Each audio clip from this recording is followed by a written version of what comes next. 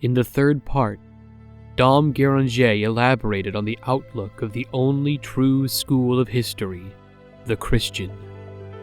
Let us now continue his explanation of this school. But what always makes the eye of the Christian historian steadier and calmer is the assurance given to him by the Church, which marches unceasingly before him like a luminous column, divinely illuminating all his judgments. He knows what a close tie unites this Church to the man God, that by his promise she is safeguarded against all error in the teaching and general guidance of Christian society, that the Holy Ghost animates and guides her. It is in her, therefore, that the Christian historian seeks the rule for his judgments. The weaknesses of churchmen and passing abuses do not astonish him, for he knows that the goodman of the house has resolved to tolerate the cockle in his field until the harvest.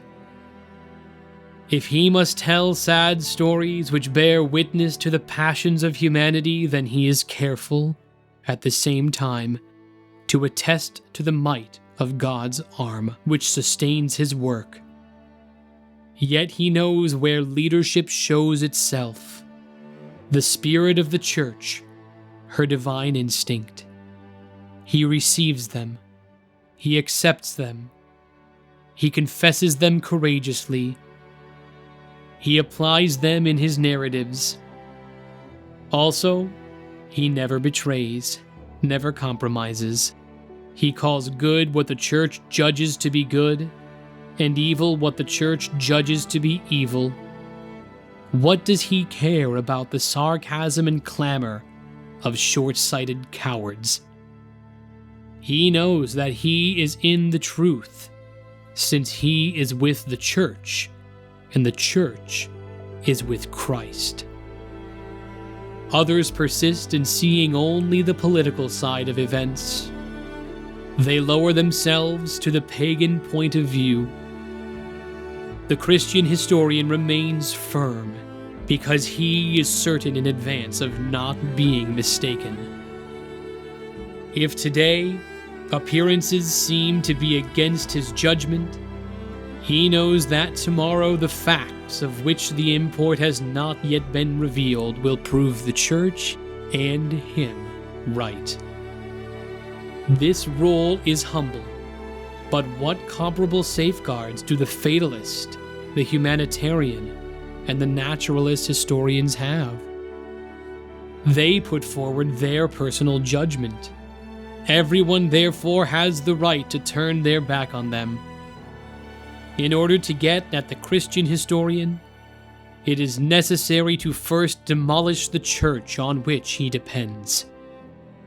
It is true that for 19 centuries, tyrants and philosophers have been trying, but her walls are so solidly constructed that until now they have still not succeeded in detaching a single stone.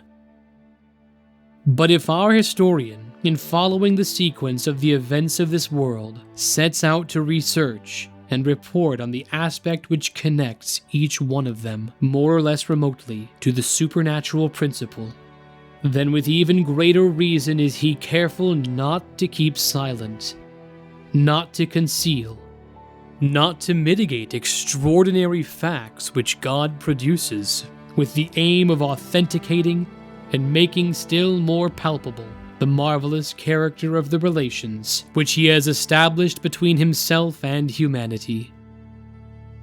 First of all, there are the three great manifestations of divine power which give, by means of miracles, the divine seal to the destinies of man on earth. The first of these facts is the existence and role of the Jewish people in the world. The historian cannot dispense himself from bringing into broad daylight the alliance that God first contracted with this tiny people, the incredible prodigies which sealed it, the hope of humanity that was placed in the blood of Abraham and David, the mission given to this feeble and disregarded race of preserving the knowledge of the true God and the principle of morality in the midst of the successive defection of almost all peoples. The migrations of the people of Israel, first to Egypt, later to the center of the Assyrian Empire, as and when the theater of human affairs displaced and scattered them. So that on the eve of the day on which Rome, the momentary heiress of other empires, would find herself queen and mistress of the greater part of the civilized world, she would find that the Jews had preceded her everywhere.